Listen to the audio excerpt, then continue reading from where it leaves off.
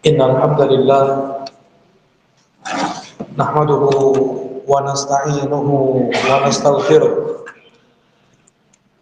wa na'udzu billahi min shururi anfusina wa min sayyiati a'malina. Man yahdihillahu fala mudilla lahu wa man yudlil fala hadiya lahu.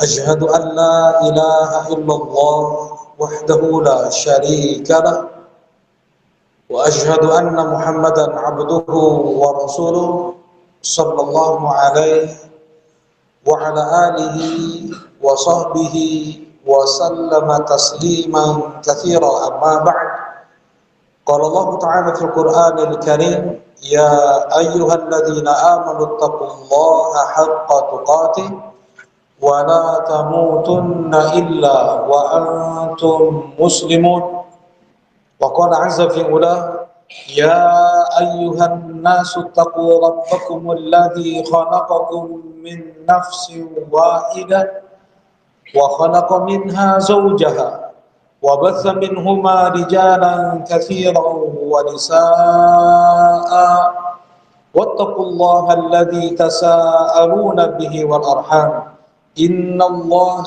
كان عليكم رقيبا وقال سبحانه يا أيها الذين آمنوا اتقوا الله وقولوا قولا سديدا يصلح لكم أعمالكم ويغفر لكم ذنوبكم ومن يطع الله ورسوله فقد فاز فوزا عظيما. Ma'asyiral muslimin rahimani wa rahimakumullah. Tentunya pertama-tama kita panjatkan puji dan syukur hadirat Allah Subhanahu wa taala yang telah melimpahkan kepada kita nikmat demi nikmat yang tidak henti. Tiada saat, detik, siang dan malam yang kita lalui kecuali kita tenggelam di dalam nikmat Allah. Wa ma bikum min ni'matin fa min Allah. Apapun nikmat yang sampai kepada kalian, semua itu datangnya dari Allah.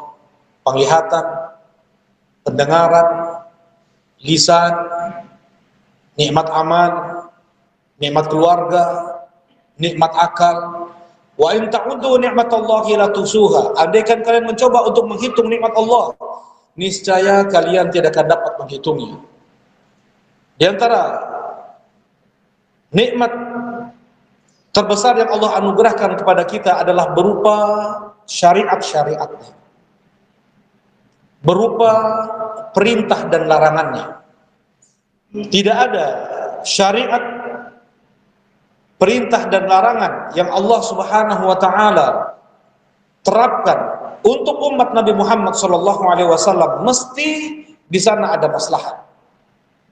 Tidak ada yang diperintahkan oleh Allah kecuali mesti di sana mendatangkan maslahat untuk pribadi jiwa seorang muslim, untuk keluarganya, untuk masyarakatnya, untuk bangsa dan negara.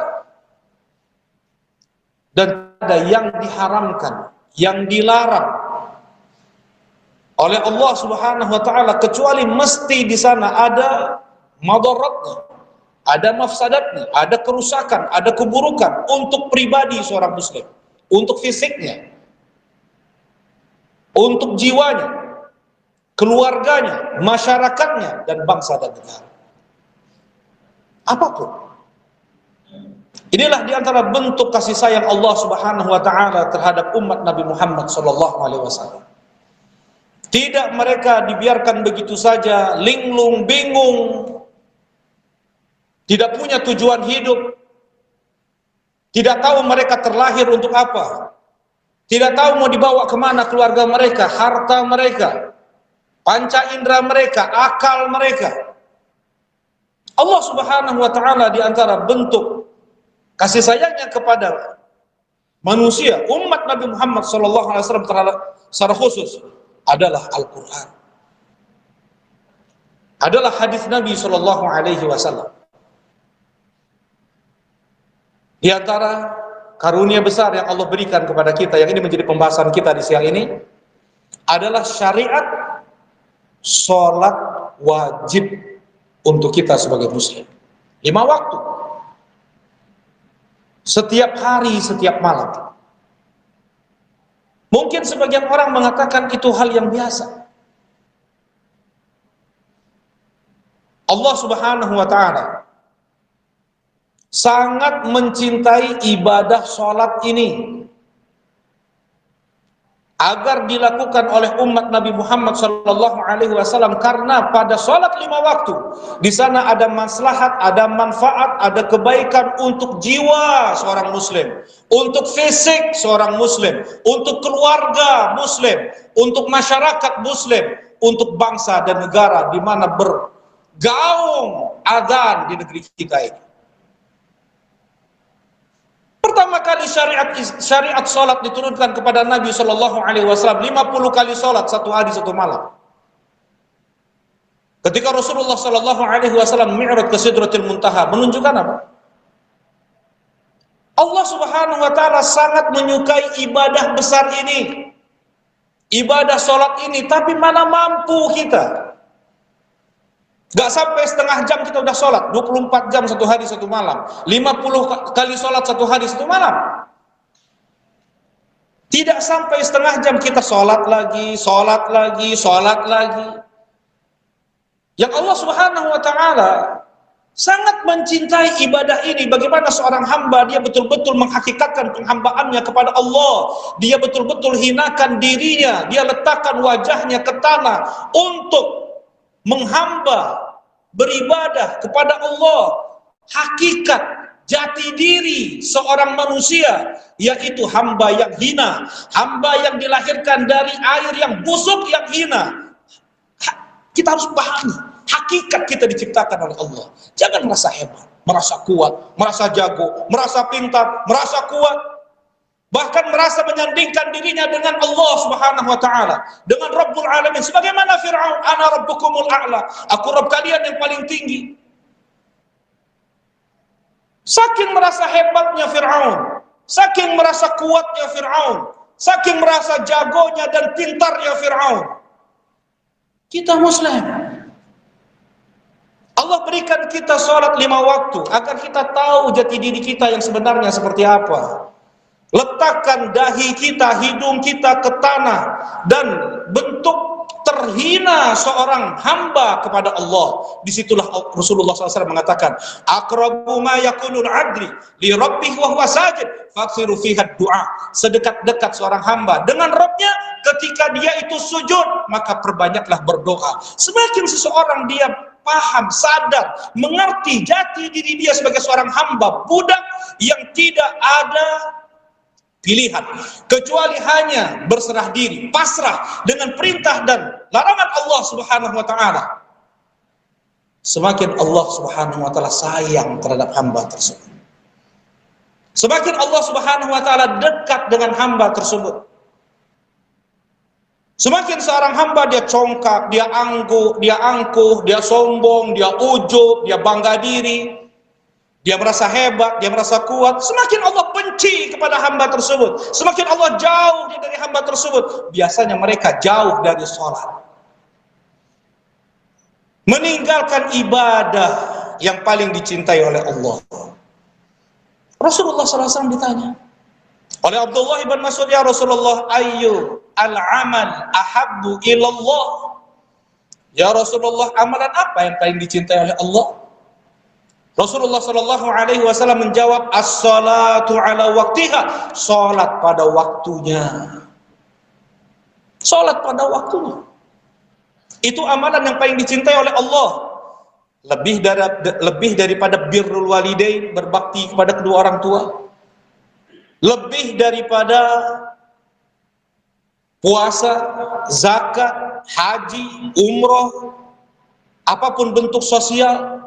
Yang paling dicintai oleh Allah Subhanahu wa taala dari sekian banyak ibadah yang Allah syariatkan kepada seorang hamba adalah sholat pada waktunya. Bukan terserah kita sholat, mau kapan aja, enggak.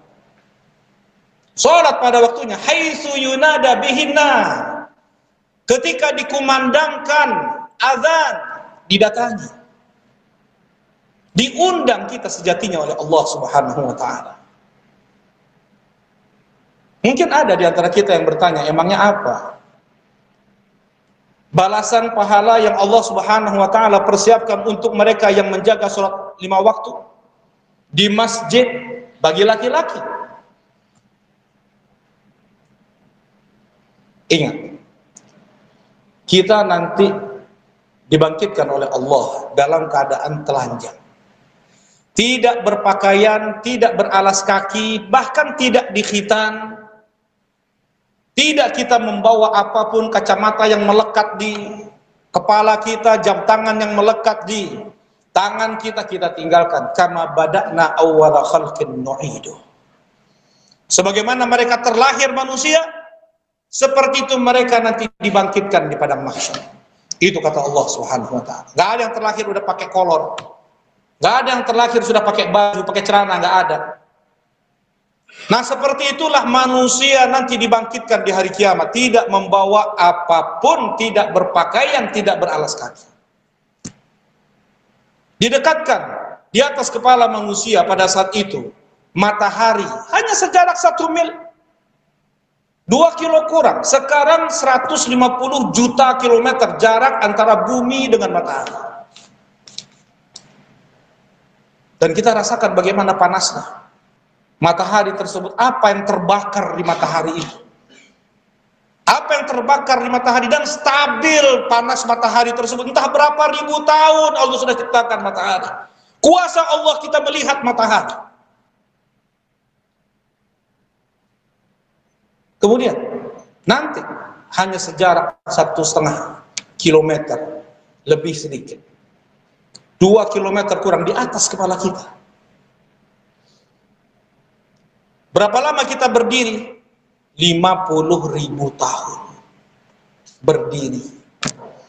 Tidak Allah kasih makan, tidak Allah kasih minum. Yang percaya ini hanya orang Islam, yang nggak percaya orang kafir. Sebagaimana dalam ayat Al-Quran, dalam hadis Nabi SAW, manusia dibangkitkan di padang mahsyar nanti, mereka berdiri selama 50.000 tahun. Berbeda-beda manusia dibangkitkan. Ada yang tidak lagi berdaging di wajahnya, tengkorak wajahnya karena suka meminta-minta, mengemis-ngemis di dunia ini untuk memperkaya diri mereka. Ada yang dibangkitkan oleh Allah sebesar semut terinjak-injak karena angkuh dan sombongnya ketika di dunia, merasa besar di dunia, merasa hebat di dunia. Allah bangkitkan mereka sebesar semut terinjak-injak mereka. Ada yang disetrika bagian depan tubuhnya, bagian belakang tubuhnya, kedua sisi tubuh mereka. Ada yang ditanduk oleh sapinya, ada yang diinjak, ada yang digigit oleh unta dan kambingnya. Siapa mereka ini? Yang disetrika tadi, yang diinjak-injak tadi, yang tidak mengeluarkan zakat hartanya, tidak mengeluarkan zakat emas, perak, rupiah, dolarnya, tidak mengeluarkan zakat unta, sapi, kambingnya selama 50.000 tahun. Sampai orang kafir pun mereka minta agar disegerakan pengadilan Allah, yang mereka menyangka bahwasanya neraka lebih ringan daripada padang mahsyar. Yang mereka para nabi tidak sanggup, mereka pun berdoa kepada Allah meminta agar disegerakan pengadilan Allah. Nabi Adam mengingat dosanya satu karena memakan buah yang dilarang oleh Allah.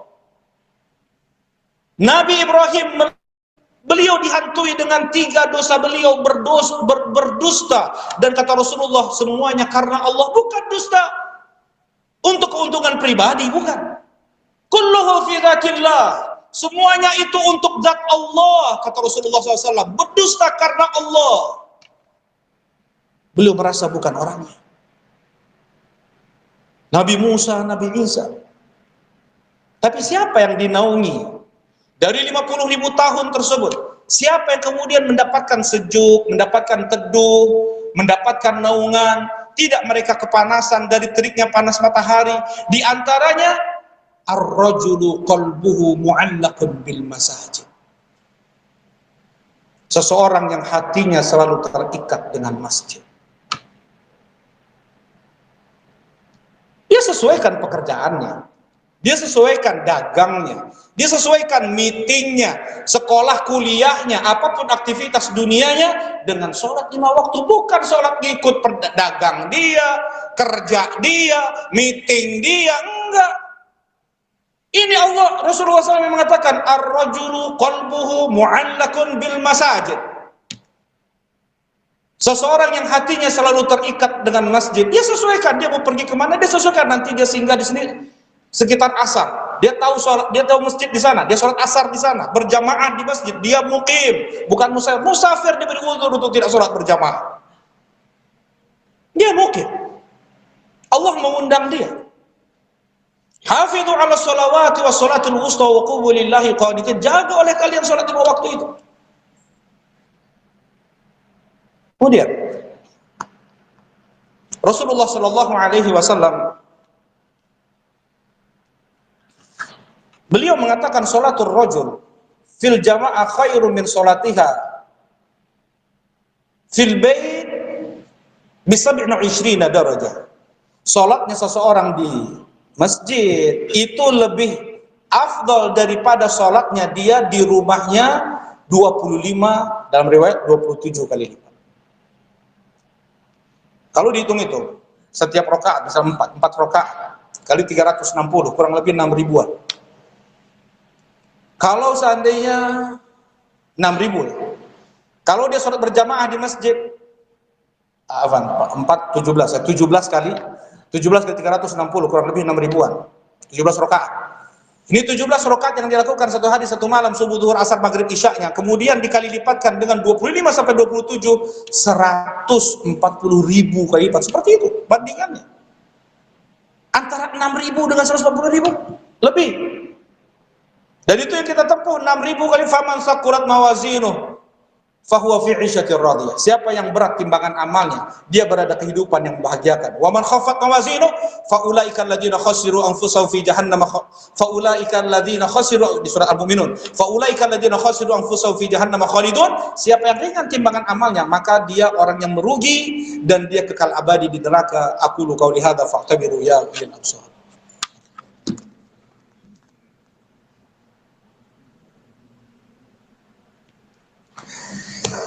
Alhamdulillah alladzi hadana li hadza wa ma kunna linahtadiya laula an hadana Allah, wa salatu wassalam ala Rasulillah Muhammad ibn Abdullah wa ala alihi wa sahbihi wa man ittaba'ahu bihudah. Asyhadu an la ilaha illallah wahdahu la syarikalah wa asyhadu anna Muhammadan abduhu wa rasuluh la nabiyya wa la rasula ba'dah, amma ba'd. Karena waktu, kita persingkat dengan satu athar yang datang dari Abdullah Ibn Mas'ud radhiyallahu taala anhu. Beliau mengatakan, "Man sarrahu ayyaqallaha ghadan musliman falyuhafid ala haula'i shalawat." Siapa yang masih mau besok Islam, enggak murtad. Siapa yang masih mau besok dalam keadaan muslim, maka jagalah salat 5 waktu. Haitsu yunada bihinna, ketika dipanggil ke masjid. Fa innallaha syara'a li nabiyikum sallallahu alaihi wasallam sunanal huda, karena Allah Subhanahu wa taala mensyariatkan untuk nabi kalian sunnah-sunnah petunjuk. Wa innahunna min sunanil huda, dan salat 5 waktu itu termasuk dari sunnah-sunnah petunjuk. Walau annakum shallaitum fi buyutikum kama yusalli hadzal mutakhallif fi baitihi, andaikan kalian sholat di rumah-rumah kalian seperti orang yang selalu sholat di rumahnya seperti ini, la taraktum sunnatan nabiyikum, maka kalian sudah tinggalkan tuntunan ajaran nabi kalian. Walau taraktum sunnatan nabiyikum la dhalaltum, andaikan kalian sudah berani tinggalkan ajaran dan tuntunan nabi kalian, kalian sesat. Walaqad ra'aituna wa ma yatakhallafu anha illa munafiq, dan kami di zaman Nabi telah betul-betul melihat tidaklah yang meninggalkan sholat berjamaah kecuali munafik. Enggak mungkin ya kita terapkan ucapan Abdullah ibn Mas'ud ini di zaman kita sekarang. Banyak yang sholat di rumah, banyak yang sholat di toko-tokonya, banyak sholat di tempat kerjanya, ya. Enggak mungkin kita terapkan ucapan Abdullah bin Mas'ud ini. Kami tahu betul yang meninggalkan sholat berjamaah itu adalah orang munafik asli, ma'lumun nifaq, yang pasti diketahui kemunafikannya. Gak mungkin kita terapkan ucapan beliau ini di zaman kita sekarang ini, karena banyak kaum muslimin yang sholat di rumah mereka. Tapi entah bagaimana kalau mereka ini hidup di zaman Nabi SAW.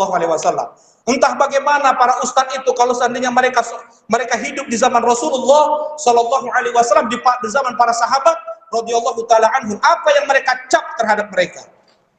Nah, walaqad kana ar-rajulu yu'ta bihi yuhada bainar rajulin, sampai seseorang ada yang minta dipapah karena sakit, nggak bisa dia berjalan sendirian ke masjid, pusingnya udah parah, sakitnya udah parah, minta dipapah oleh dua orang untuk bisa sholat berjamaah di masjid alladzi yu'adzan fihi. Nah, ini yang datang dari Abdullah bin Mas'ud. Rasulullah SAW berkata pula dalam hadis yang dikeluarkan oleh Imam Bukhari dan Muslim, laqad hamamtu amra rajulin bisalah, aku telah berkeinginan untuk menyuruh seseorang mengimami sholat berjamaah, fa antoliku ana, dan aku pergi dengan beberapa orang membawa obor untuk membakar rumah orang-orang yang tidak sholat berjamaah di masjid. Nanti Bapak lihat hadis ini di Sahih Bukhari dan Sahih Muslim.